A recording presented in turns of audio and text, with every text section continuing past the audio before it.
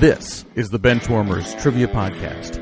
We have assembled the world's finest sports and trivia dorks to prove once and for all that we are just as bad at this as we were at sports. Welcome to the Benchwarmers Trivia Podcast, sports trivia for those of us who rode the pine. Tonight's a different episode, and if you were around about a year ago, we did one of these then, and we're going to do another one tonight. I don't know why it was ever called the Benchwarmers Fireside Chat.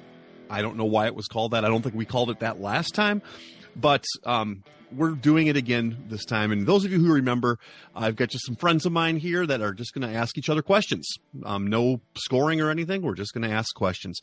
So let's meet everyone who's here tonight. By the way, I'm Dan. I don't think I said that. I thought you might knew that, but I'm Dan. But I'm joined here tonight, and I'm just going to go around my screen, starting with Graig Zethner. How you doing tonight, Greg? Doing good. How you doing, Dan? I'm doing great. And we've also got Gary Middleton. Gary, how you doing? Hey, I'm doing great. Glad to be here. This is always fun. Yeah. And then we have some of you have heard of this guy before. If you were listening to any of our Fast Break episodes in the past 1 month, you saw that Scotty Barber came to our rescue. And Scott's here tonight. Scott, how you doing? Doing great, man. I appreciate you having me on again, especially after this podcast might take less time than it took for me to come up with the answer last time that I was on. So hopefully the goal is to keep it under that amount of time. You got the answer though, so that's the. But I got it. That's the biggest thing. I did get it, and to be fair, I called you like out of the blue to ask questions. I literally, it was so late at night. I was like, "Oh man, Dan must be in trouble. I need to get this." It was like past 10 o'clock on a regular weeknight, just out of nowhere, and I was like, "Oh man, Dan might be in a hard spot right now. I might need to be getting in a car and heading down to North Carolina. I don't know." Also, to be fair, you would be my first call if that were to happen. So I appreciate that, sir. Yep. Anyway, so what we're doing tonight is Greg, Gary, and Scott have all come up with 5 questions that are, I don't know, I said in your wheelhouse or in your area of expertise or just things you wanted to ask questions about. So we're going to go round robin and have them all ask their questions. And then when they are done, I will be asking 15 stream of consciousness questions, just ones that they move right on into the next one. So that's what we're doing tonight. It's going to be very, very, I don't know. We're loose. We're breezy. So let's start with Greg tonight. We'll just go in the order that I started before. So we'll go Greg, Gary, Scott. All right. Okay, sounds good.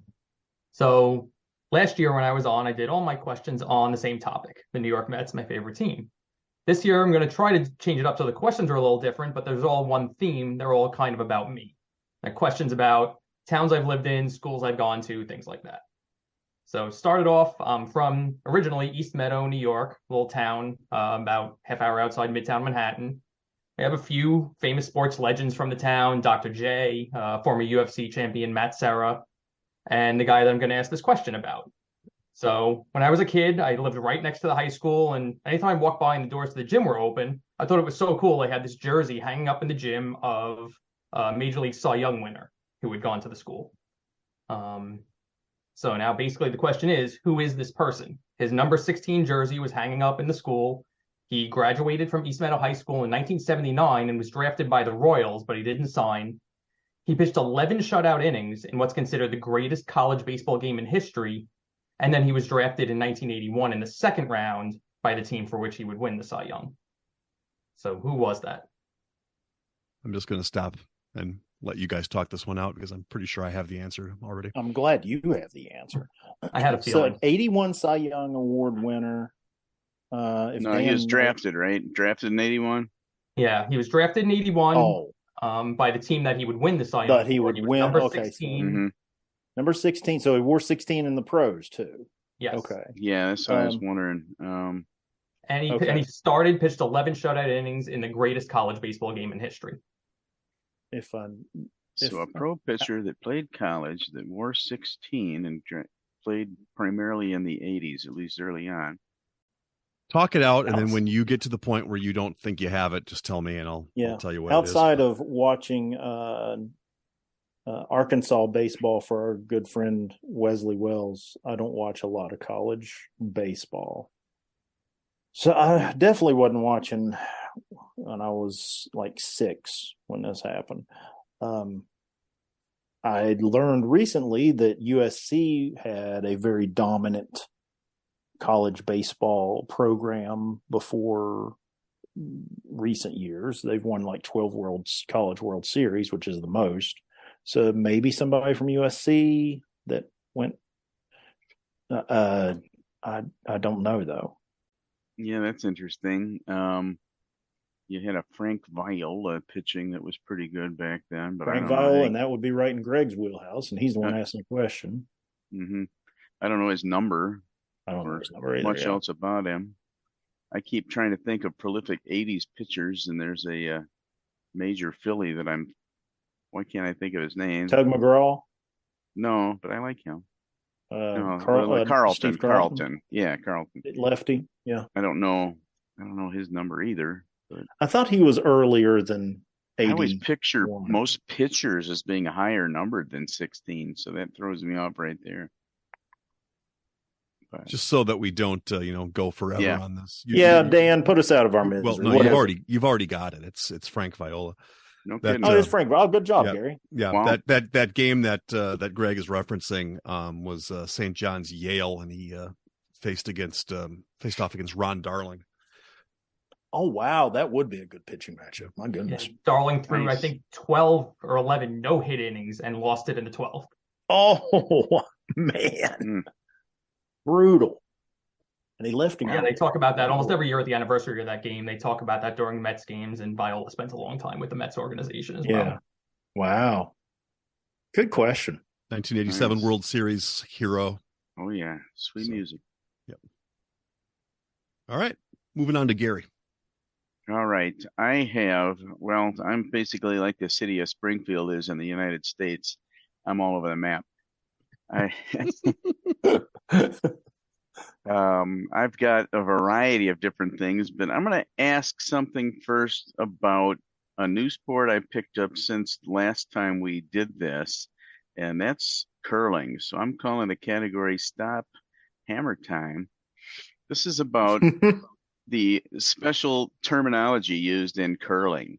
Curling is known as chess on ice due to its multiple thinking moves ahead strategy, and also known as the roaring game due to the rumbly noise that it makes as it goes down the ice, the stone, I should say. But again, there's a lot of unique terms in curling. So let's see how many you can figure out what their meaning is. And I'm going to give you 5 terms and let you kind of hash out what you think they are. Number 1 is biter, B-I-T-E-R. Number 2 is bonspiel. Number 3 is burned stone. Number 4 is hack, H-A-C-K. And number 5 is pebble. So the ones I know right off the top, the bonspiel is the tournament. It's the big competition. The pebble, I've heard of that one. Oh, no. Yeah. That's the water that they spray on the ice. I never would have known that. I think those two are right. Those two are right?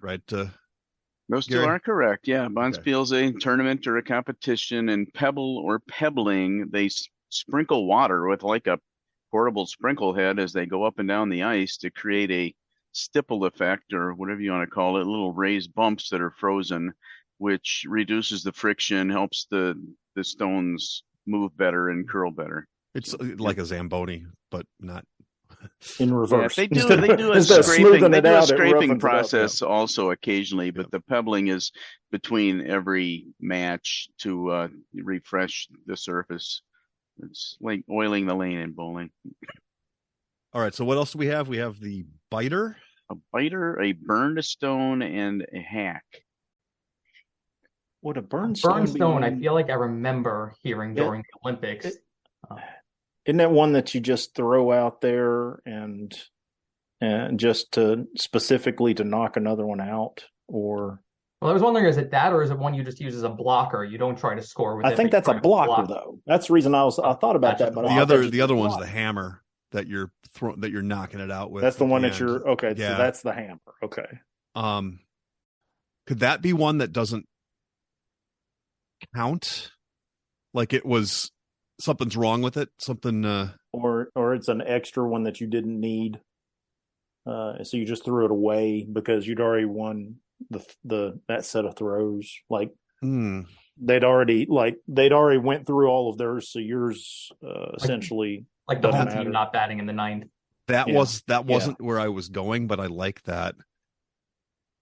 I was saying like one that like one that doesn't count, like one that was like touched or something like that. But you're saying one that's been interfered with. Yeah. Exactly. Like a foul ball or something like that. I like the other one though. Like when you're playing cornhole and you've already got the points and you just chuck it. Right. Yeah. Although I like what you described as being touched as maybe one of the other ones, like a hack or a biter.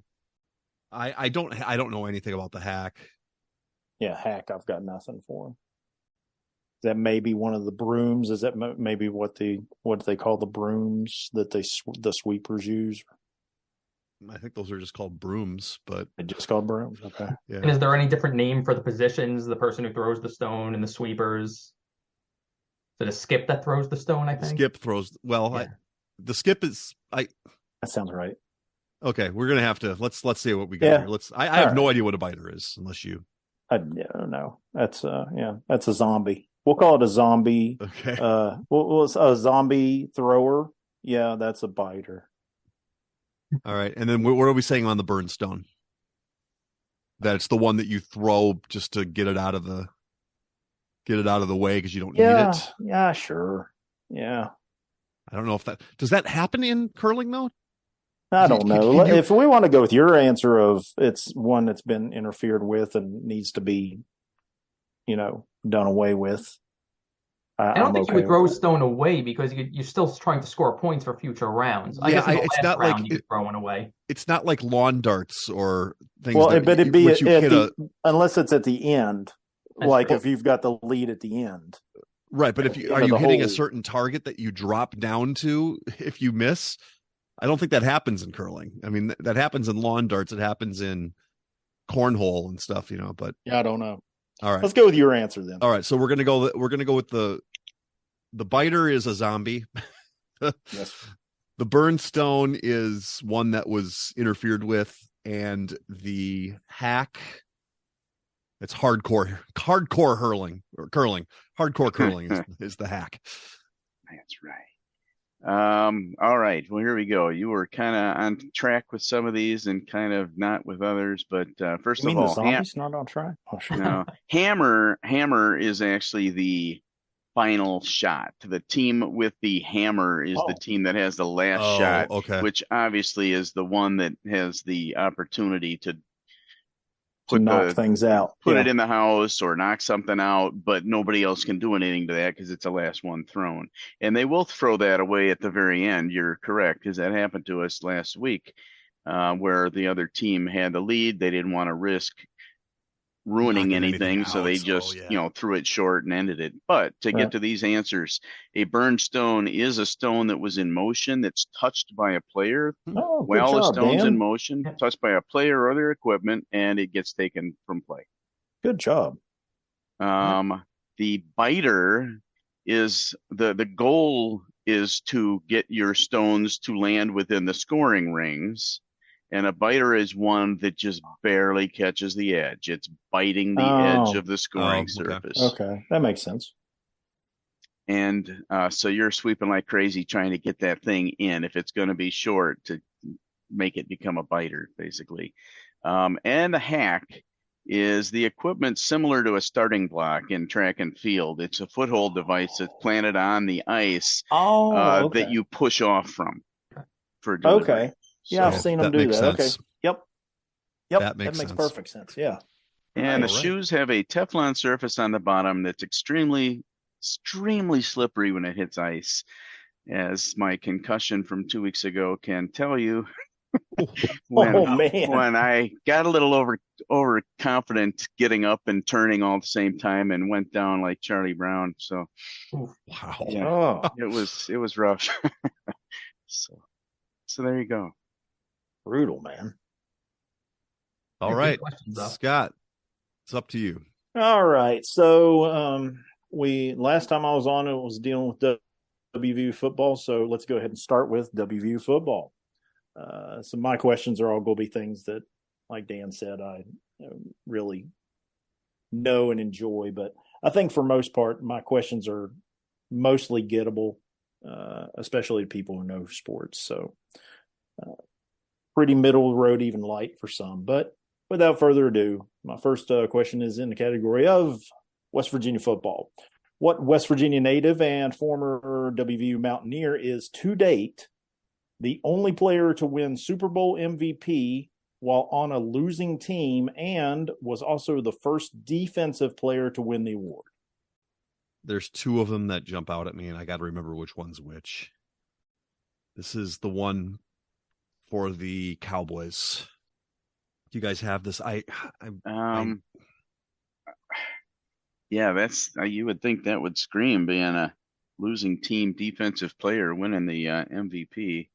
Yeah, I've definitely heard it before. I was but thinking, I've got nothing. I was thinking there was a cornerback or somebody that might have out of Michigan, but not West Virginia. I could be wrong with that. There's two names out there. Leon Lett, was that a guy on Dallas? You said Dallas. Yeah, he was on Dallas. His claim to fame was getting the ball knocked out by Don Beebe on the way on a fumble return. Yeah, and he also had the Miami game where he slid into the ball and made it live again. Yeah. Yep. Mm-hmm. I know this name. What time frame? What year? It's early. Thinking? It's early. So 70s, you mean? Early 70s. Yeah. Yes. It's a linebacker. I don't know if I'm going to remember his name. I should know this. Yeah, I don't think I can help you unless it's Smith or Johnson. Yeah, I can't help with this one. Man, I think it was what, Super Bowl 5, I think. That was the Colts? It was the Colts, yeah. Oh, man. So, what? Chuck Howley. Chuck Howley. That's it. I gotta tell you, Dan was all over this. Super Bowl 5, Dallas Cowboys. Chuck Howley is the correct answer. Wow. Good job. Nice Very job. nice. Nice job. But yeah, that question stuck out to me too, because I was like, man, that's one of those that I had forgotten even researching it, and was like, man, I should really know this, especially being the only losing team MVP and first defensive player. But yeah, you nailed it. Baltimore beat Dallas 16-13, and Chuck Howley was the MVP for Dallas and for the Super Bowl. Awesome. All right. Never heard of him. I'm looking him up. All right. Moving on to Greg for his second question. Okay, so now moving on to high school. I didn't go to East Meadow High School. I went to Holy Trinity High School just down the road. Not a lot of famous sports alumni, more known for its theater program, but it has a few. So this person that I'm looking for, again, from Long Island, he played college and basketball, started alongside James Worthy, Sam Perkins, Kenny Smith, Brad Doherty, and Michael Jordan. He was later the head coach at UNC from 2000 to 2003.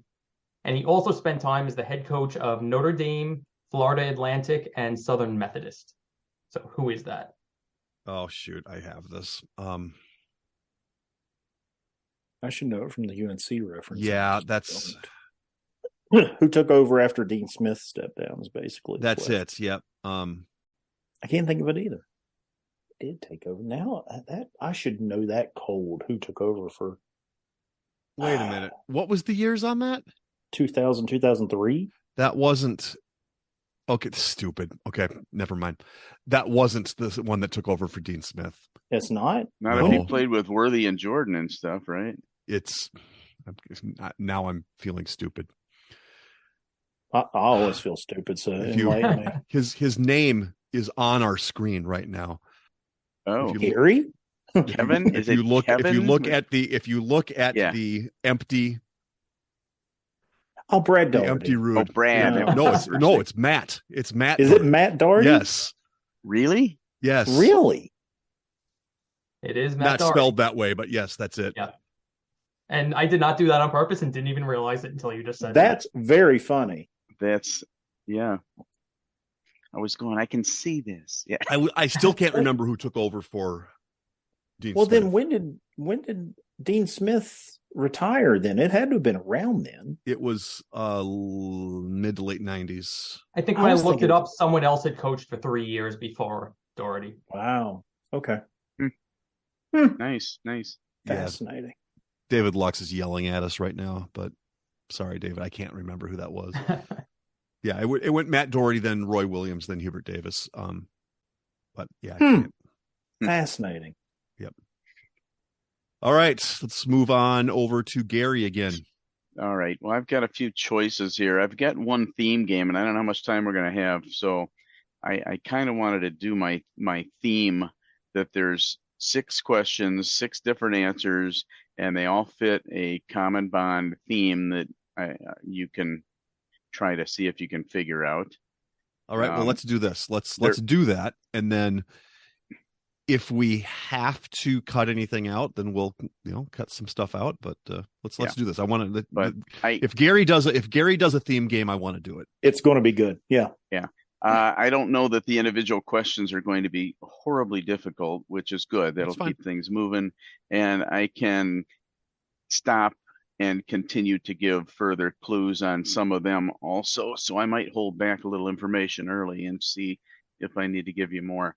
But let's start question 1. This NFL quarterback holds many NFL career records for left-handed quarterbacks, including most touchdown passes by a lefty, passing yards, and completions. He played for the team that drafted him for the first 9 and final year of his 14-year career, after stints with 2 other teams in between. Who is that quarterback? Who would this be? For 9 and 14 seasons, left-handed quarterback. Wouldn't be Steve Young. No, because he was drafted by the Buccaneers. That's right. I think I've heard that Ken Stabler is the first lefty to win the Super Bowl, but I don't know much about him. Well, your other left-handed quarterbacks, you've got Boomer Esiason. Oh yeah, Boomer Esiason. That's a good answer, because I know he eventually left for the Jets, I believe. Yeah. I could see Boomer Esiason being the answer. I can't believe I didn't think of Boomer Esiason, but Yeah, he's in your backyard. I don't know. Well, what do you got? What should we go with? all right. I say go with Boomer. Boomer? Yeah. Okay, we'll go with Boomer. All right. Well, should I stop you when you hit on the right answer like you did, or let you suffer and continue to name other names? Yes, Boomer Esiason. Okay. All right, so Boomer Esiason is one. Yep. Question number 2. This Olympic gymnast, who coincidentally married another Olympic gymnast, an Olympic resume of total of 5 golds, 3 silvers, 1 bronze that were won in Moscow and Montreal. This athlete was also linked to a piece of music used as a theme music for an American soap opera, The Young and the Restless, where the true title of the song was Cotton's Dream, but it became known as this athlete's theme. Who is this gymnast? That Comaneci? That's Nadia Comaneci. Nadia Comaneci. Nadia Comaneci. Nadia's theme was enormous. Yep. Question 3. This MLB legend was one of the first 5 to be inducted into the Baseball Hall of Fame. He received the second most votes of that class, tied with the most anyway with another player. In 1905, he signed a contract with Louisville Slugger to produce the first bat with a player's signature on it. He played in 2 World Series, 1903 and 1909. played many positions, but was shortstop in those series. Ended his career with 3,420 hits, which is 8th all-time, 101 homers, 723 stolen bases, which is 10th all-time. Who is this all-time great Pirate? Oh, Honus I was Wagner. just saying. It's Honus Yeah, Wagner. Honus Wagner. Yeah. It is Honus Wagner. I could have stopped you partway through that question. I had a feeling there was a lot of information, but yeah. 1903. I was, if you wouldn't have even given Pirate, I was like, well, I know that's the Boston Americans and Pittsburgh Pirates, and that's where led me to Honus Wagner. Yeah, I made a note of the first class. So the first class. Well, that's what I was doing. Is I was working from the first class. So, I was like, I know the 5 of the first class, and that one's. I literally wrote this the day before Learned League had a question about a member of the first class, and thank you for writing this because I wouldn't have known it without that. So, there you go. Love the timing on that. All right, question 4. This current NFL coach is only second to Bill Belichick in all-time wins as a coach and 5th for any coach, active or retired, current active coach. He's gathered these wins while coaching 2 teams over his career. Over his college coaching line stints, he was a Gator, a Lumberjack, a Miner, and a Tiger. Who am I talking about? I don't know what his college teams were, but I'm thinking Andy Reid. Probably Andy Reid. With Philadelphia and Kansas City, but yeah. I don't know. Active? Yes, he is the second active with the most wins. Yeah. Okay. It is Andy Reid. Yep. He was with San Fran State, the Gator. That's the Gator, apparently. Northern Arizona Lumberjacks, UTEP Miners, and Missouri Tigers. But yeah, the other information was what would get you there, of course. Question 5. This hockey player played college for Boston U and averaged over 20 goals per season for 4 years from 74 to 77. His coach called him Pete Rose on skates. He never played one game for the NHL, to some degree by choice, but did play in a game in which he scored a goal which was later voted as the greatest highlight of all time by ESPN viewers. Who is this legendary hockey captain? Is it Mike Ruzioni? It's going to be Ruzioni, yeah. Yeah. It is Mike Ruzioni. And the final question. This Hall of Fame legendary wrestler had other ring names such as the Spider, the Big Gino, Mr. Madness, Executioner, and Bonesaw, and his actual last name was Poffo, but none were as notable as the name that we all know him by today. His first name was not James, and he was not slender in any way, shape, or form. It also is not known if he was a fan of the Village People. You heard me. I said it. Oh, yeah. Who is this wrestler? Scott, go ahead. Yeah. See if I can. It's late in the night. See if I can do the voice at all. Oh yeah, maybe you're talking about the guy with a cup of coffee. A cup of coffee, yeah. Randy Savage, yeah. Bonesaw's ready. I got 3 minutes with you, yeah. That's the guy from that Spider-Man movie, right? Yeah, that's the guy from the Spider-Man movie. So that is, of course, correct. I knew you'd be all over this. I don't know much about wrestling, but it's very difficult for me to level set how difficult something is, but I knew you'd get there pretty easy. So I wanted to have fun with that one. All right. So there's a theme here? There is a theme with those 6 answers. Okay. Okay. So let's think about this. So we've got Boomer Esiason. What's Boomer's first name? I don't know Boomer's first name. I should. Nadia Comaneci, Andy Reid, Andy. My gosh. I mean, Nadia, what are we doing with that? Yeah, where's the stand out there? Yeah. Do they all have perfect 10s? Were they all brought up in the Cincinnati Reds organization? What was the one before Randy Savage? What was the answer there? Was that Mike Ruzioni? Oh, Ruzioni, yeah. Okay, so Are they all gold medalists? Andy Reid wasn't a gold medalist. There's no way in the world Andy Reid was a gold medalist. So is it a theme between these people, or just do these names relate to something else? Like, is it like these are the six that characters? Could be too. That's it. Yeah. Because I feel like this was like the Goonies names or something, but I don't think there was a Nadia in there. Nadia's the standout. Yeah. Honus. Oh yeah, Honus Wagner. Where does that go? Well, Wagner. It's probably Wagner. Yeah. They're all ladder Wagner. brands. Paint brands. Okay, so it's got to be Mike. It's got to be Wagner. Yeah, I'll give you a hint if you'd like it. It does have to do with their names, and it has to do with both of their names, not just their first or their last. Oh.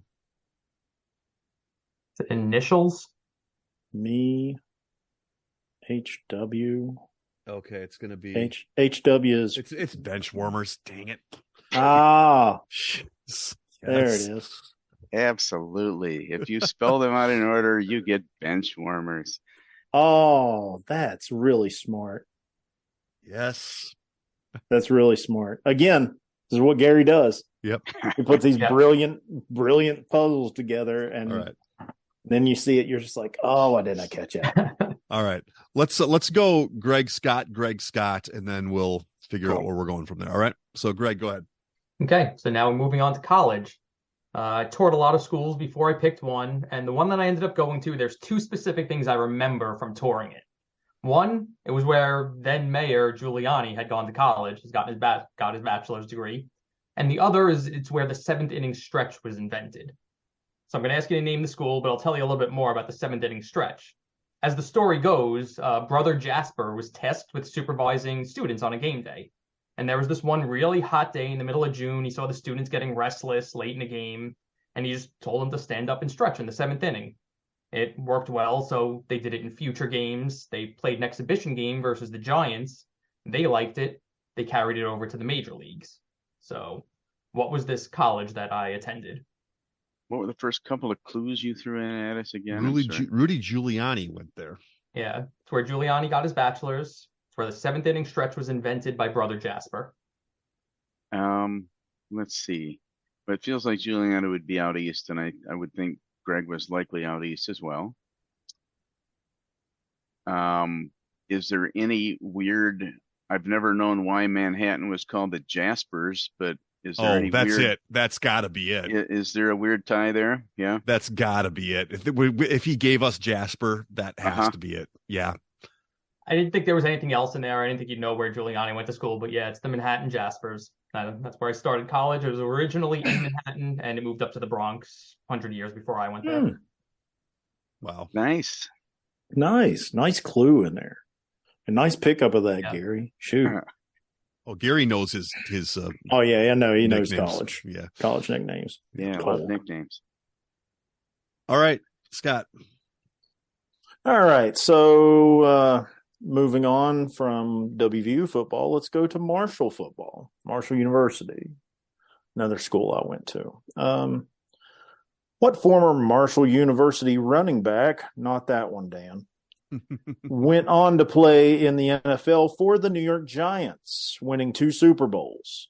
He led all rushers for the game in a victory in Super Bowl 42 and scored the final go-ahead touchdown in a win at Super Bowl 46. Is there a guy named Hilliard that ran for him back then? Ike Hilliard. That's not it though. No, this was a guy with a J. No. I know who this is. It's not Barber. No, I've looked at the WVU running backs because of that question that we had that Scott came. I think it's Ahmad Bradshaw. Yeah, I remember. Pretty sure that's it because he played for the Giants. He was on the Super Bowl team, so I'm pretty sure that's it. I won my fantasy league because of him one year. Yeah. Yeah. Are you going with Ahmad Bradshaw? Yeah, let's go with that. All right. And again, though, this is a Marshall football player and not a WVU football player. So you're looking at the WVU list. Probably doesn't help. Right. That's right. Probably doesn't help with this guy. Who was I thinking of then? No, Ahmad Bradshaw was the guy that I was thinking of in the first place, but I don't know where I got WVU from. That's strange. Okay. But you're right. It is Yeah. Ahmad Bradshaw. I said he led all rushers in the game for both teams. He was the lead rusher for the game of the first Super Bowl. He had 45 yards. 45 yards was the leading rusher of all teams in Super Bowl 42. And I said he scored the final go-ahead touchdown in a win. That was a touchdown that the Patriots gave up intentionally so they would have enough time to try to go back down and score the other way. Right. And they didn't. So it sounds very impressive in the way I put it, but really not so much. But either way, Ahmad Bradshaw is a two-time Super Bowl champion. All right. So I messed up because Greg already has had 3 questions, so we're going to give you one more right away, Scott. All right. Nice. All right. So as a throw to my Santa hat that I have on here with the Boston Bruins logo, we're going to go with the category of 2022 Boston Bruins. That's a lot of Bruins. This is about this year's Bruins team, which is the Boston Bruins are currently leading the NHL standings, powered early in the season by their check line pieces. Pieced together due to injury. They formed the check line due to some injuries they had early on, and they ended up with 3 guys, all from the Czech Republic. Name any of the 3 Czech Republic members on the line. Now, I'll give you a note. There are other players on the roster that are Czech, but I'm looking specifically for the 3 on the Czech line. Oh. Any one of the 3. I don't know if I'm going to have any of these. So if they're Czech, does that mean their names end in Ova? That's about all I can offer for help, I think. It's Ova interesting. is the None of these female guys version. OV is the male. Okay. So they could be, Barkov or something like that, but not necessarily. The only Czech player I know on that team is Pasternak, but I don't know if he's on the Czech line. And I did not draft any Bruins in my fantasy hockey league. Sorry, Scott. You're not doing well then, because they're having a good season. I'm not doing well. But yeah, I haven't had time. It's been a very busy year. Haven't really followed a whole lot of games and seen names, and it's not coming to me either, sadly, because this is a sport that I would have thought would have helped. Yeah, I have not watched any hockey this year. And like I said, Pasternak's the only one I know on that club that is Czech. Brad Marchand. Not Czech. Zdeno Chara. He's retired. He retired. No longer exactly. So the ghost of Zdeno Chara. It's not Patrice Bergeron. Yeah, very Canadian / Czech name. Krejci? What's Krejci? Is he still playing? There's a David Krejci, I think. I don't know if he's a Bruin, but it feels like he was or is, if he still plays. Yeah. Yeah, I don't know. My head is just a fishbowl of names. I can't pin them to anything. Yeah, I'm tapping out. All right, I'm going to say Pasternak then. All right. So Tomas Nosek and Jakub Zaboral are Czech players on the team that are not part of the Czech line. Probably the least well-known of the Czech line is Pavel Zacha. But alternate captain David Krejci is part of the Czech line, along with the guy currently leading the Bruins in goals overall, David Pasternak. So, wow. Nice work. Nice job. Got the 2 out of 3. Pavel Zacha would have been impossible, but with no confidence, but nice. Wow. Great job. All right. So let's go. So there's 2. You 2 have 2 left, and Gary, you have whatever we can get in. So let's let's go one more each for Greg and Scott, and then we'll throw a Gary one in there, and then we'll see how we finish off. Okay. So Greg, Scott, Gary. Let's do that. So one more each. No, we're gonna do all of yours, and then we'll throw in what we can with Gary's. Okay. So I spent one semester at Manhattan, decided it wasn't for me. I transferred to Polytechnic University, which is actually the second oldest engineering school in the US. It's older than MIT.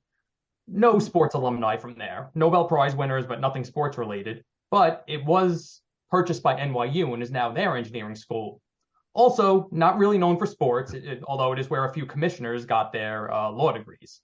But they did have one athlete that played on the baseball team who's pretty famous. The Dodgers pitcher. He was a 3-time All-Star, but he's probably best remembered for serving up Bobby Thompson's shot heard around the world. So who was this player who spent one season on the NYU baseball team? Who was that? Was it Don? Oh, I can see the picture. Bobby Thompson, and it was a Dodger. It was the Brooklyn Dodgers. Yeah, it was Dodgers, Giants. Bobby Thompson was on the Giants. Who pitched the ball? It was at Polo Grounds. I'm not going to get the name on this one though. I don't know if I ever knew this one. I don't know if I. No, I used to know this because I remember seeing the signed picture where both of them signed it. Oh yeah, that's I'll hear it and say yep. But yep, that's what I'm going to do. I'm going to hear it and be like, oh, that's exactly it. Yeah, I don't have it though. Yeah, I'm positive that I've not. I can't pull it out of the fishbowl. So throwing in the towel on this one. Yeah, what we got, Greg? You want initials? Yeah, sure, just for fun. Yeah, RB. Arby's sounds good. They have they do have the meats. Yeah. We'll see. Yeah. Bobby Thompson by Randy Brewer. I don't know. Yeah. I don't know. What is it? Robbie Benson. All right, what you got, Greg? What's the answer? It was Ralph Branca. Ralph Branca, that's it. I was right. I don't know that name. I know it. Yep. Right. I used to know that cold, and the years have been unkind to me. All right, Scott. All right, here's your one of my favorite things in the world to watch, as most of you know, is Ultimate Fighting Championship. So here's the easy one for you guys to throw in the towel on. In December of 2022, also I could have said last week, at UFC 282, Raul Rojas Jr. broke a record held previously by Dan Lozon, which was set in October 2006. What record did Rojas break? See, maybe the oldest winner or the youngest winner? Fastest time, maybe? Something like that. I feel like matches don't end that fast these days. It's gotten so much more technical than it used to be. Who was the name again? Raul Rojas Jr. Previously held by Dan Lozon. I don't know who Dan Lozon is. I also don't know who Raul Rojas is. But knowing I've seen names come across. If I don't know that name, I'm just wondering, it might be youngest instead of oldest. It might be youngest. I have a flashcard for the youngest champion is John Jones. I don't know if that's maybe a wrong flashcard, but it's neither of those names. Okay. If it's not that, then I don't know what it would be, because it's not like longest streak or anything like that. I know that. Yeah, that would be pretty known. If I was going to stab at it, I'd just go for maybe quickest victory or something like that. That's less noticed. Only person to take off his skate and try to stab someone. Well, I know that shortest one, that was just a couple of years ago with that flying knee, wasn't it?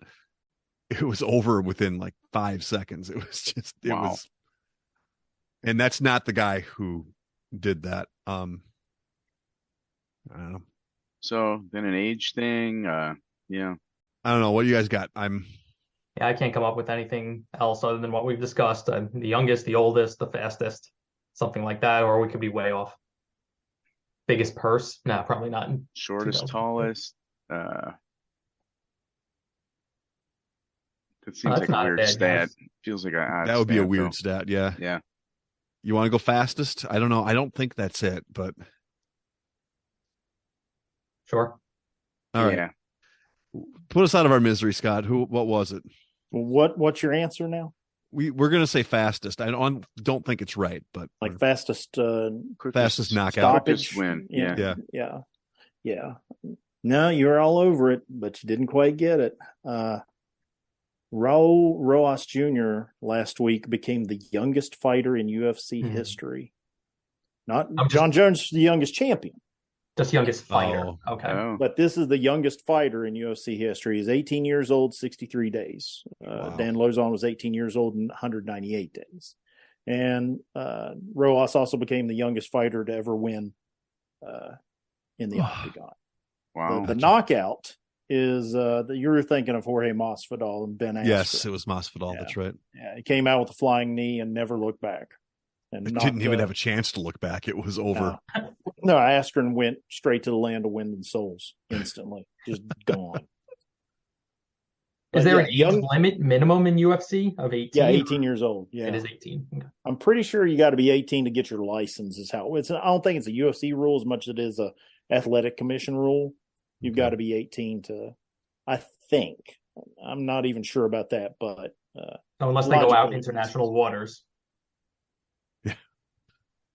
But yeah, so Raul Rojas Jr. becomes the youngest UFC fighter in history last week.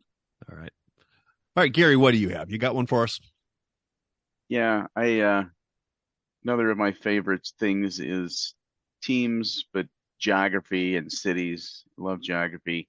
So this is going to be called Big Four Sports Leagues. We're big too, really we are. And it's basically of the largest U.S. cities by population that have major sports teams in the major four, or a major suburb of that city, like Anaheim, like Dallas, Fort Worth, that sort of deal. So which are the top four largest cities in the United States that do not currently have a team in any of the big four leagues? How many of these cities can you nail by naming four cities? Name four out of... Name the four biggest cities by population that don't have a team. Any of the big four. Right. Okay. Austin's the first one on that list. Shame Columbus has the Blue Jackets. Let's see. There are so many of them in both Texas and California that are up there, like Riverside, Bakersfield, San Jose as a team. Yeah, San Jose as a team. Does Fort Worth count? Fort Worth counts as Dallas, that right? was the example he gave. Yeah. Wow, you got to go a ways down. Probably El Paso. El Paso's a good guess. That's up there, right? That's in a the really top, good guess, 25, right? That's a good guess. I like that. Let's go Honolulu. Is Honolulu that big? I'd have to try to go through a list of all the cities, but not trying to eliminate the ones with teams that might be up there. Yeah. How about like some of those California cities? That's what Greg was saying. Yeah. Like Fresno or. I would say like Riverside and Bakersfield would maybe be next, but I'm trying to think of what else is. Yeah. What would be some AAA teams for baseball? Albuquerque. That's got to be one. Toledo. Syracuse is a good guess, right? They used to have pro teams. So what exactly are we looking for? We're looking for looking for the biggest four cities that don't have any of the big four. Yep. Okay. Exactly. And what are cities that have lost teams that are big? Syracuse is one of them. Yeah. Yeah, for a long time ago. So we got Austin and El Paso. Anything else in Texas? I can't imagine there's anything else in Texas that's... San Antonio, Laredo, Amarillo. San Antonio has a team. Yeah. Amarillo. Probably not. I like El Paso as a guess, though. I think El Paso is a pretty good sized city. I think I like Albuquerque as well.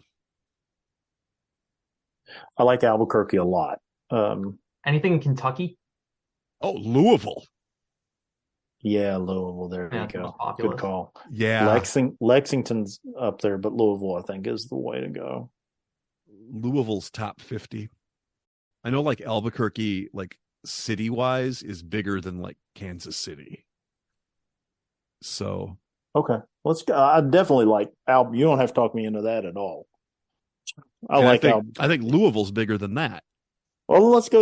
Okay. So those two are we can lock in And essentially. Austin. And Austin, we Austin can for lock sure. in. Yeah. Yeah. So And then there's that El leaves just Paso is one the more. other one. Yeah, Okay. I would say Bakersfield or Riverside, maybe in front of El Paso, or maybe in front of all of them except Austin. I'd go Bakersfield before I would Riverside, but if you want to replace it with El Paso, I'm good with that. And I would probably go Riverside first. Y'all all know where the people are. I live where there's no people, so I don't know. You go Riverside over Bakersfield? I Is it would. bigger? Wow. I know there's a lot of population there in the Inland Empire. Okay. Hmm. You're the California guy, so All right. Greg, you give us our 4. Okay, so we have Austin, Louisville, Albuquerque, and I guess Riverside. Okay. let's go with it. All right. That was impressive. That was good. The number 11. Which one did we leave off, Gary? I think we got 3 out of 4. The number 11 city in the U.S. is Austin, Texas. The number 22 is El Paso. That's what you left. 28 is Louisville. 32 is Albuquerque. That was amazing. You had the 4 there. Yep. But just getting to all of those at some point was pretty darn good. If you want to look at the list going down past that, 33 Fresno, 34th Tucson, 33 Fresno again, because I like typing that apparently. Omaha at 39, Colorado Springs at 40, Virginia Beach 42, Long Beach 43, Tulsa 47, and I don't know what's after that, but that was good job. I'm very glad I didn't think of Virginia Beach, or else I'd have pushed for that, because it seems like I remember that Oh yeah, being an answer for something similar. Yeah. Yeah. That's I think I would have backed you up on that too. So on the Virginia Beach thing. Yeah. I'm glad I didn't think of it, because I've heard that as being one of those. I think it's the biggest city in. I think it's the largest city that's not a state capital or something. I forget what it is. Like, I forget what it is, but oh well. But, all right. Yeah. Let's go. You guys, you Greg and Scott, you guys have one more left, right? Yes. Yep. All right, so let's do those 2, and then Gary, let's get at least one more from you before I move on to mine. All right. Yep. All right. So Greg, back to you. Okay, so we did all my schools now. We're going to move on after college, spend some time in New York, and then moved out to California. Living in San Diego now. So my question is basically going to be, what town do I live in?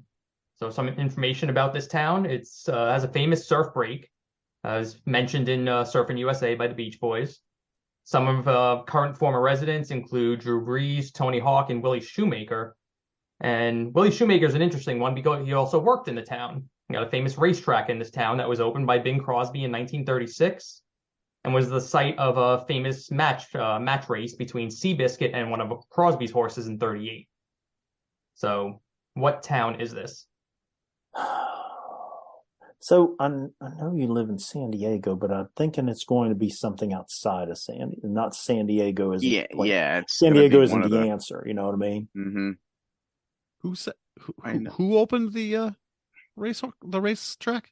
Bing Crosby. Bing Crosby. So I've got the name of a racetrack, and I don't know where it is, but it just sounds like it could be a Spanish origin California thing, and that's Pimlico. Where is Pimlico?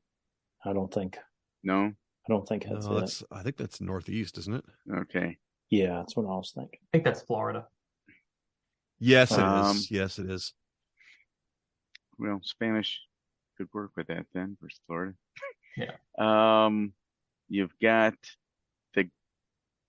down near there. I know you've got the famous golf course, Torrey Pines. But is that a city itself? Is there a race course? So I know- part of Torrey Pines is in this town as well. I know where Greg lives. I've heard him say it. Torrey Pines is in this, is there? It's part of the Torrey Pines State Park is in this town as well. Is La Jolla in that area? Is that where that It is in that area, but I don't think that's it. La Jolla's further La Jolla's north of there. Yeah. I'm sure I drove through it, but it's been a long time ago. And I drove through a lot of cities. I didn't memorize. Did you say it's in Surfing Safari? Surfing USA. Oh, Surfing USA. Good point. So if you could run through the breaks in that, it's the first one mentioned. Okay, you catch him surfing at Del Mar. You catch him surfing at Del Mar. That's it. It is Del Mar. Ooh. I know this. That's where he lives. Damn it. I've heard him say that before. It's Del Mar. So I did live in Del Mar for a while. I'm about 2 blocks north of Del Mar now, but I could still hear the racetrack if I had my window open. Wow. All right. That's great. Nice. Scott, you're up.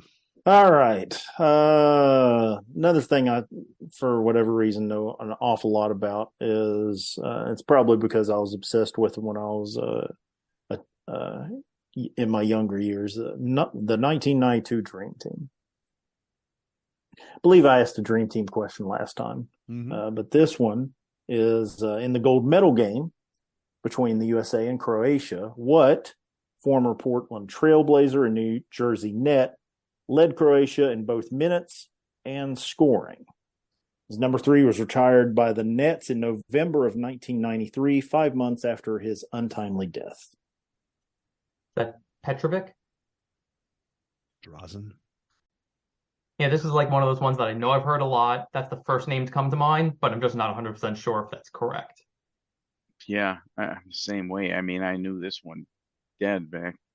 And then you started getting so many more from that region playing. I started getting their names all jumbled with each other. Exactly. I certainly don't rule Petrovic out, but it doesn't feel quite right to me, but I'm not sure.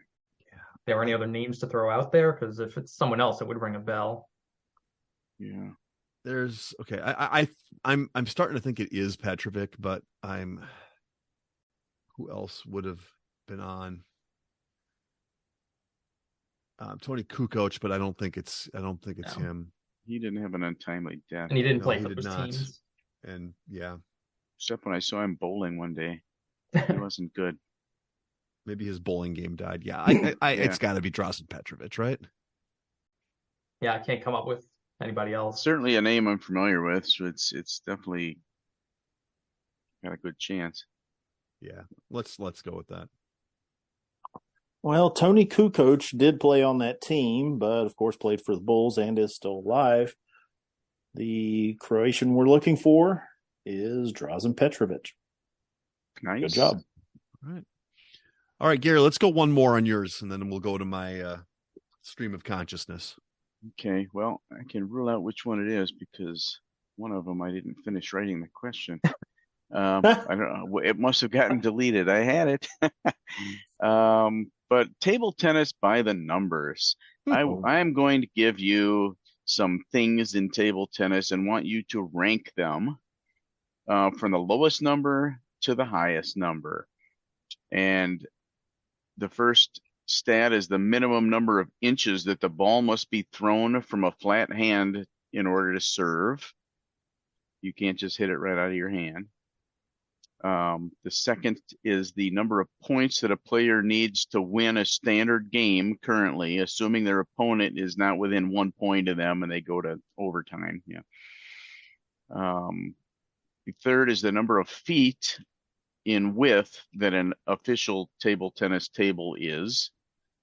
And finally, the total number of Olympic Games as of today, 2022, in which table tennis has been an official sport. So we got how many Olympic Games?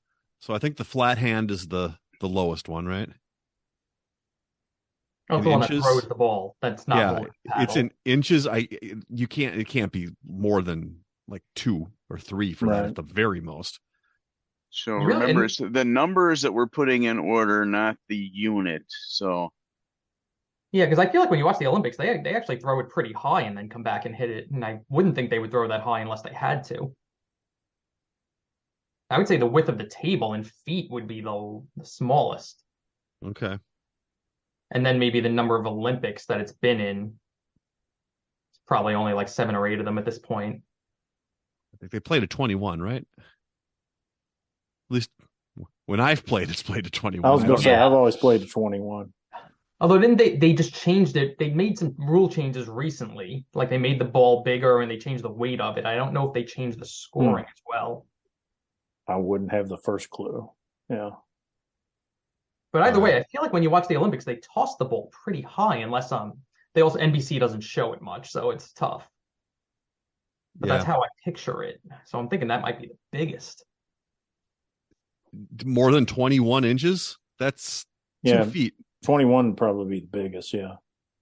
I don't think it's like an overhead. I think it's really like basically. But I think they toss it and then it comes down and they hit it, is how I'm picturing it. They don't just hit, it's up and then. But I think it's off of the bounce though. Like it bounces and then they hit it. No, they have to hit it before it bounces. Yeah. That's because they have to. Oh, that's right. Yeah. Well, I mean, yeah. Okay. Bounces. It hits their paddle, then their side, then over the net to the other side. That's what I mean. They want to hit it as low as possible, but I feel like they toss it up and it takes like a second and then it comes down and they hit it. Like I can picture them like looking up at it. That's why, but I don't know if it's more than 21 inches, but I'm guessing it's like 2 or 3 feet. 3 feet's a lot. Really? I'm just picturing it. I don't know. I don't think it's more than a foot, honestly. Okay. So I say the 21 is the highest. Okay. And then I think the width of the table is the lowest. Yeah, because it's only 5 feet, 4 feet, 5 feet maybe. Yeah. I'd say 4 feet, yeah. 4 feet. And then I think it might be more than that because I thought about making one once, and I think it's about 5. Okay, 5 feet then. Yeah. Okay, I could go with 5 feet. And then, are there 4 of them or 3 of them? There's 4. So how many? The other one am I missing? How many Olympics? Oh, how many Olympics? I think that's more than 5 at this point. Yeah. I think that's going to be number 2. So from lowest to highest, it's going to be below the 21. Yeah, I think from lowest to highest, it's got to go. Are we going highest to lowest or lowest to highest? Lowest first. Lowest first? Okay, so I think it's going to go width, Olympics, from the hand, points. That's what I think. Okay. We agree with that, or? Okay. Yeah, I'm good with that. All right. Is that you're locked in? Yep. All right, here we go. Number 1, the lowest is the 5-foot table width. Very nice. Number 2 is the ball toss. 6 inches is all you have to. The reason they launch it so high is it gains a lot of speed as it comes down, and they can impart a lot of extra spin because of that speed. So they're throwing it up there for the gain in the spin aspect more than anything. Okay, so they do toss it up, but the rule is only 6 inches. Okay. Exactly. So I am not everybody chooses to do that. Some want the like little quick sneaky thing going on. So, but you can't hit it out of your hand, or you could like get extra spin by the friction on your hand and all that. So, third is the Olympic Games so far. There's been 9. They started in what was it? Seoul? I didn't write that 88? down either. 88. Yeah, I think that was it. Sounds about right. But it's been Seoul's 88. 9. And finally, is 11 points to win a game. It did used to be 21. Sometime around 11. Sometime around 2000, I think they changed a bunch of rules. Like Greg was saying, they brought the ball from 38 up to 40 millimeters to help slow the game down because they thought it was too fast for people to watch and enjoy or something. So I think the weight probably was impacted a little bit too, but they changed the scoring also to 11, which I was never a big fan of. So I stick to 21 when I play. But there you go. You had it, but 2 and 3 you had reversed, but nice. And I think we were picturing the right thing. It was just that the rule isn't what we usually see. Right. Exactly. All right. Well, I've got a 15 question stream of consciousness thing here. We'll just kind of roll through them. Last year when we did this, we ended with defunct sports teams. So we're going to pick it up right there. Speaking of defunct teams, there were 2 franchises that had the same name, one in the NFL and one in Major League Baseball, that relocated to the same city and took on completely different names after the move. Those franchises are still in the city to which they moved. Name the common name of the 2 franchises and name the city that they moved to. So this would be, if I can jump in, it's got to be the Washington Senators when they moved to Texas Rangers and Minnesota Twins later. Except for that's not what I'm asking. That's not what you're asking?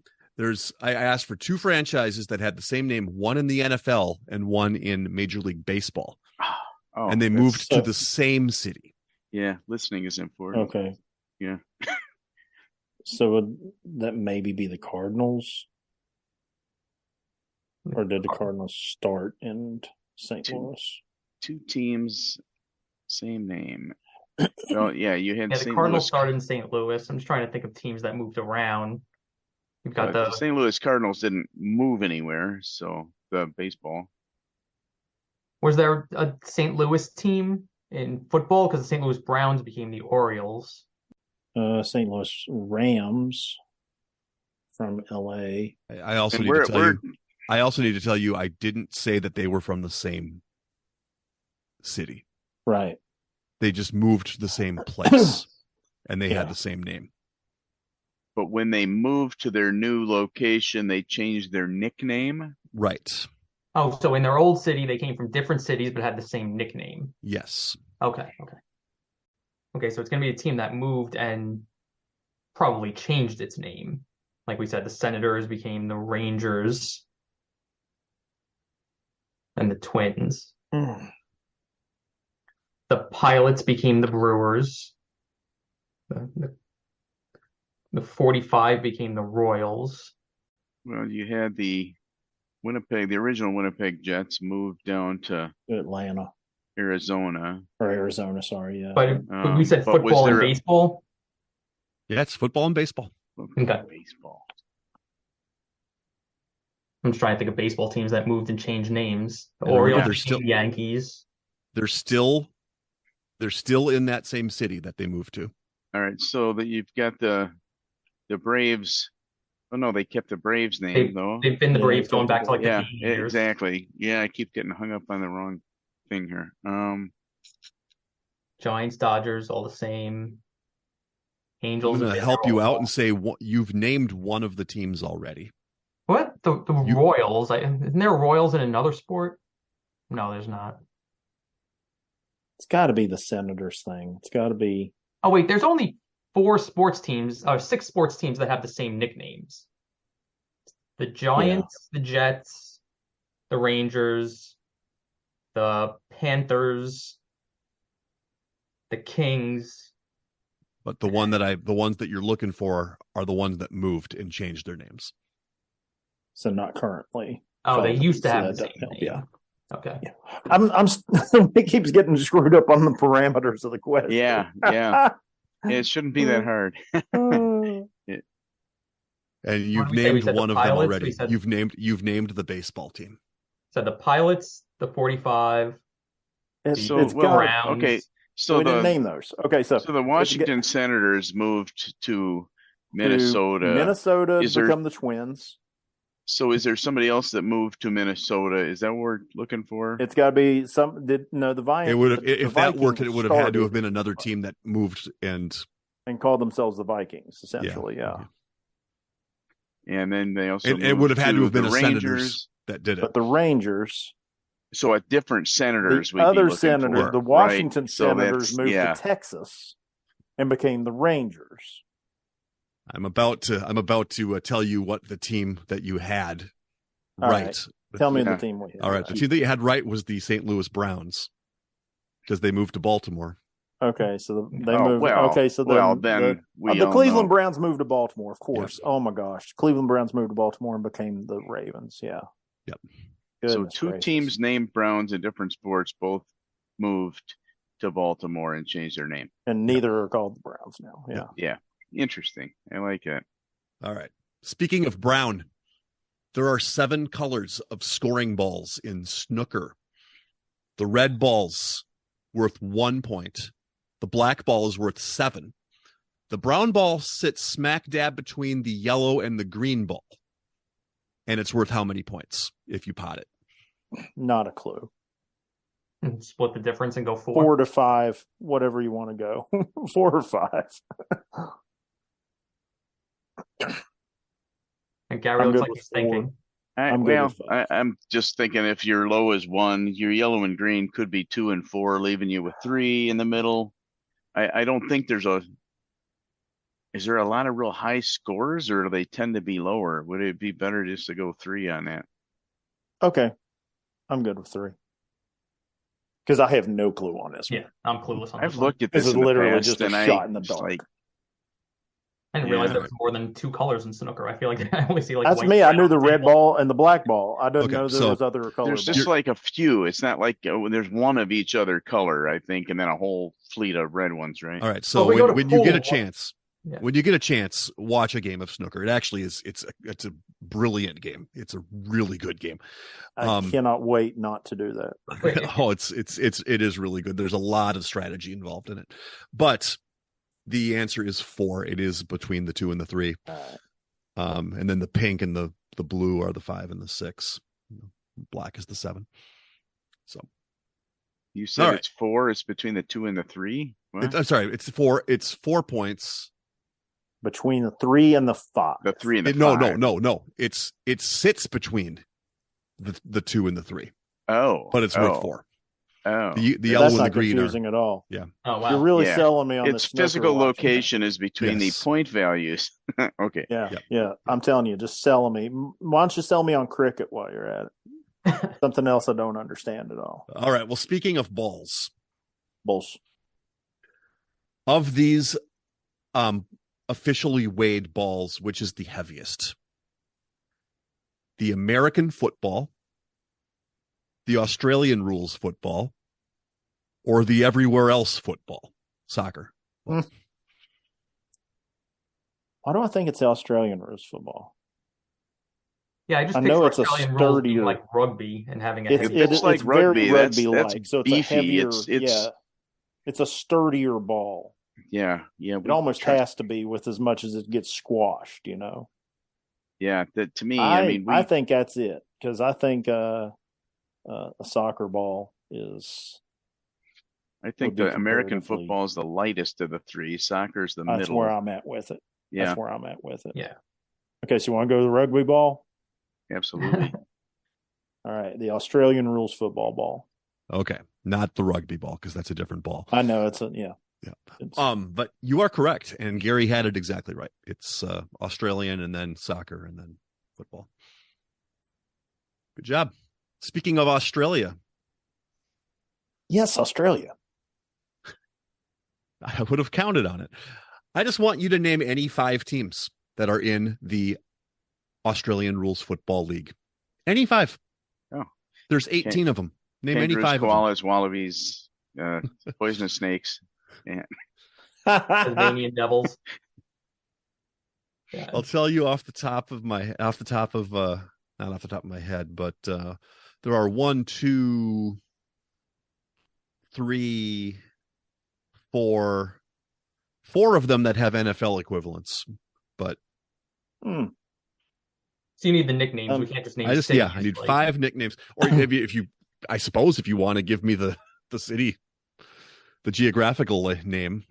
Could probably just give the city. Yeah, that was what I was thinking. Right, yeah.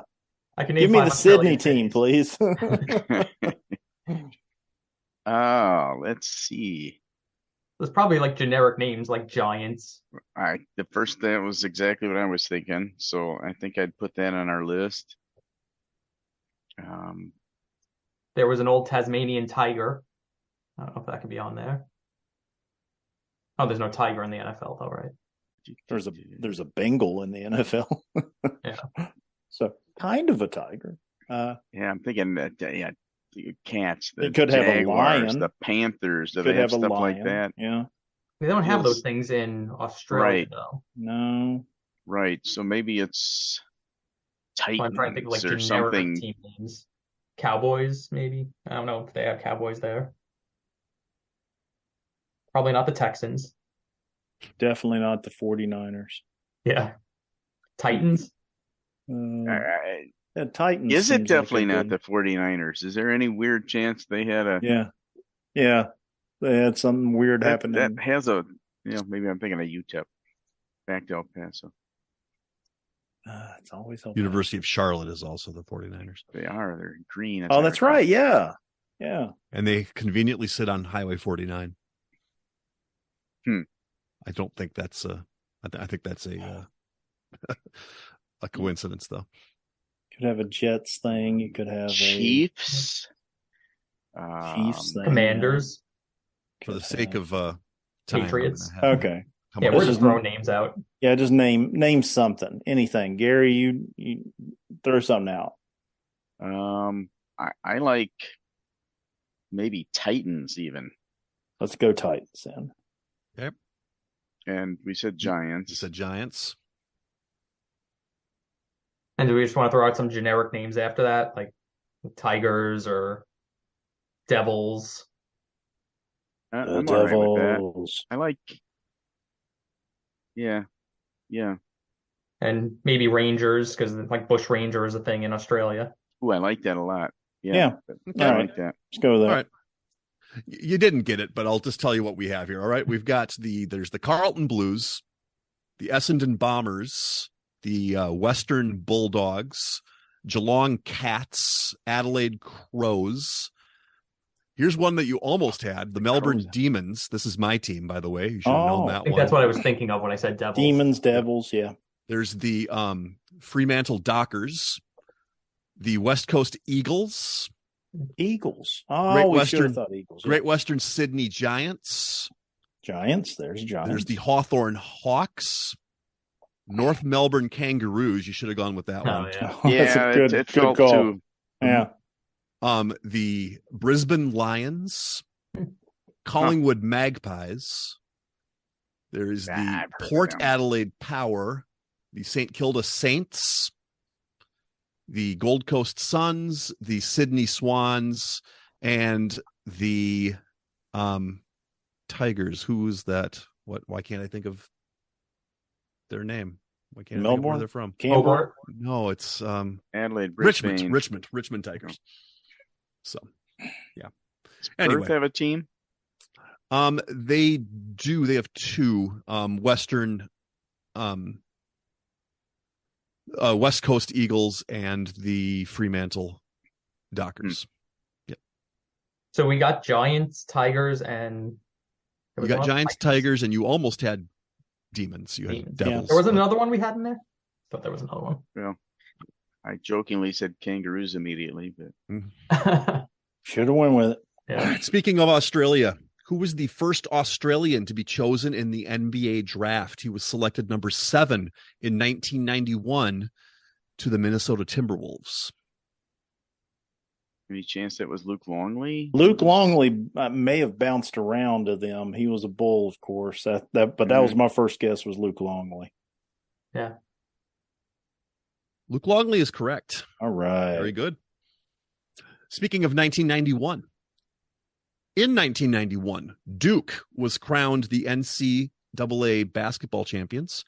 Payne Stewart was crowned the U.S. Open champion, and the Pittsburgh Penguins were crowned the Stanley Cup champions, all in which state? It was Payne Stewart. Hold on. Payne Penguins Stewart and- won. He won. That was in North Carolina. It was at a. It was the Did number Carolina 2 have a course. hockey team then? No. What was the first part of that one again? I already forgot. So Duke. where did Duke Yeah. was crowned NCAA basketball Duke, champion. Payne Stewart. Payne Stewart won it? Penguins. Didn't he win at? Hold on. He won. It was the number 2 course. Where was it at? Pebble Beach, Torrey It Pines, wasn't. No. Oakmont. Oh, no. So- Again, I don't want to hear it. Okay, Shinnecock. so So let's if go. the Penguins won and it's not in Pittsburgh, which I don't think Who it's did they going to lose? be, Who Right. lost the Stanley Cup in 91? it would be somebody in the. Oh, it's is got to it- be a Western That's team. a right? Western It's very Conference. geographical. You'd think it'd be Yeah. out west, so So somewhere maybe California, maybe. Let's go California. It makes Yeah, sense. I don't know where else there are like world-class golf courses. California's got a lot Yeah. of 91. I mean, Could've Yeah, been- because there's no could've Seattle team. could have been then. Anaheim then. Were they? Is that about when they were? It Might could have been be one the of the LA Gretzky Kings. teams. Yeah. Wait, was it the Kings? Might have been When one of the Gretzky Gretzky was on the Kings? in 91. So That makes I sense. kind of. Let's go with that. Let's go. Yeah, let's go I with kind of like it. California. Yeah. All right. It's not California. Yeah. Would it help for me to tell you that another major championship was also won there in 1991? It was the World Series. Some That was Minnesota. Minnesota. Yeah, it all happened in Minnesota. They What's funny is when you said 91, I was like, here comes the Twins question. Yeah. And then Nope. it didn't go to the Twins, but it Nope, ended up the, coming to the Twins. Duke won at the Metrodome. Payne Stewart won at Hazleton. Hmm. So the and North the- Stars? Penguins beat the North Stars. I didn't know the North Stars were in the finals that year. Wow. Interesting. That was the year they swept the Blackhawks. 91, wasn't it? The Yep. Penguins. Yep. It was rough. They I remember ran watching through it. the Yeah. yeah. Yeah, Um, they got. I think the Hawks lost to the North Stars, and their goalie was standing on his head that series. Yeah, the way it worked is the North Stars, I think, were the 4th team in the Norris and ended up winning through it to get to the Campbell Conference finals and won that one to get to the Stanley Cup Wow. finals. So, all right, speaking of the Stanley Cup, between 1980 and 1990, the Islanders and the Oilers combined to win 9 Stanley Cups. Which other 2 teams also won the cup during that time frame? I Canadians think- win one in that period. I think. Canadians won in 93, I know, but I don't know Yeah, if they won and it then it was in the nothing 80s before or not. that. I want to say Calgary won in the mid 80s, like 85, 80, yeah, that sounds something right. like that. The Calgary. I think the Penguins won in Yeah. both 90 and 91, right? Was it Penguins? I know they repeated. I thought it was 91, 92, but I could Oh, be okay. wrong. But it wasn't 80s. So you had, I like Calgary as an answer. yeah, Not Toronto. Maybe not. I Not don't think it was Detroit. the Canadians. Not Detroit. That was before they went on their run. Definitely not Yeah. Boston. would that have been? Would that The have Devils, been maybe. when Anaheim I don't think won? so. No, No. Anaheim won later. Was it? Yeah, Yeah. the Rangers and the Devils were good in the 90s. Not the Blackhawks. So what are the other Canadian teams that aren't around anymore? That Jets. aren't around. Winnipeg. There's the Hart. Well, Quebec. The Nordiques. Quebec Nordiques. Quebec didn't win, I don't think. Ottawa and Vancouver's Didn't have a never team won. yet. Ottawa Senators. Hartford didn't win. Hartford didn't win. St. Louis just won their first recently, right? That's right. They won their first in 2019. The California team, I don't think won until this century. No, that's right. Seattle wasn't around. No, Phoenix wasn't around. I don't think there were any Texas teams yet. I mean, you almost have to back your way into it by who's left. Yeah. Uh-huh. We're trying. Blue Jackets weren't a thing. Oh, Hurricanes weren't a Buffalo? thing. Who haven't we named? Buffalo's they haven't won. Okay. Not Said the Hartford. Rangers. They didn't win till 94. Yeah. See, I didn't really start watching hockey till about the Flyers? early 90s. No, the Flyers won in like the 70s. I think they won in like 74. Everything you've said is correct. So who are we missing? Yeah, what the heck? Who's the only Cup champion of the '80s that we don't have? Not the Colorado didn't Kings. have a team yet, did They it? didn't have a team. That was No. the Nordiques, maybe? That was the Yes, it was. Nordiques. They did have a team in the 80s. Well, they had the Rockies. Yeah. But that was before They they were left the in like Devils, right? 82, though. Yeah. All right, you guys, you had it. I don't know why I stopped you. It's Oh, the okay. Flames. It's the Flames. Yeah, we said the Flames. Was Yeah, it Detroit? Nope. It was the Canadians. It was the It Canadiens. was the Was Canadians. it really? Okay. No, I What year was the Canadians in Canadians? 86, Flames in 89. 86. Okay. Speaking of Canadians, there are two Canadians who have been elected to the National Baseball Hall of Fame. One was an outfielder who spent time with 3 National League teams, including 5 years in Montreal. The other was a pitcher who spent time with 5 different teams and won the Cy Young Award in 71, led the league in wins in 71 and 74, and led the league in strikeouts in 1969. Name both of them. Larry Walker. Larry Walker is one. That's Larry Walker, of course. Yeah. Was Palmer Canadian? Jim Palmer? Well, maybe. I don't think so, but 71 Cy Young Award. Ferguson Jenkins? I don't know, something's telling me that he was Canadian. He was Canadian. Okay, let's go with it. Yeah. You got them both. Good job. Ferguson Jenkins and Larry Walker. Good job. Nice.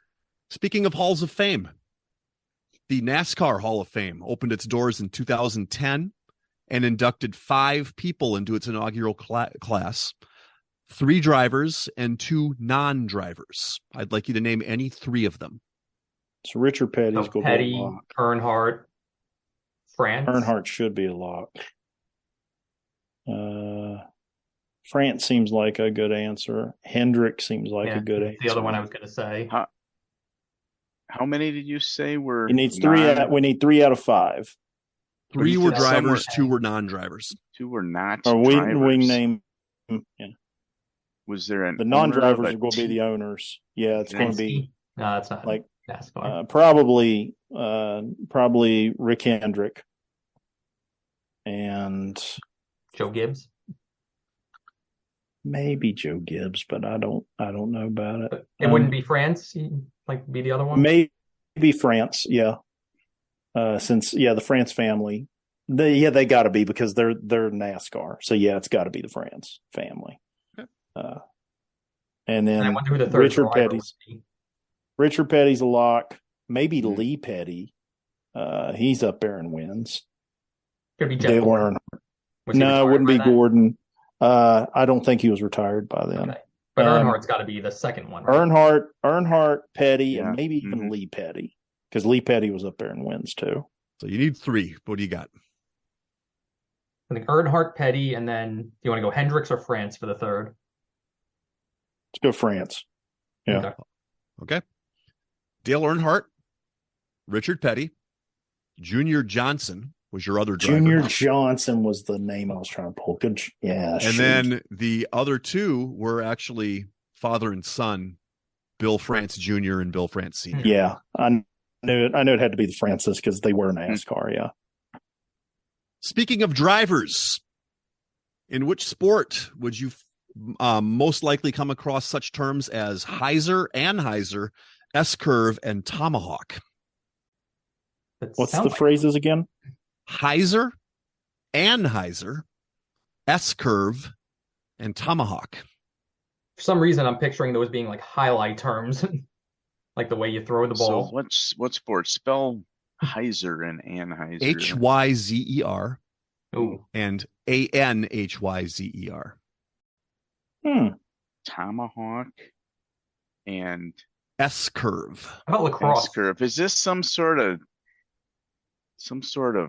skateboardy sort of thing, maybe, or something like snowboarding?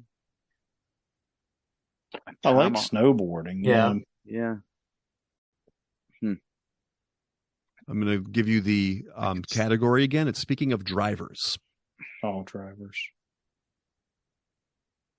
I assume it's not as simple as golf. Yeah.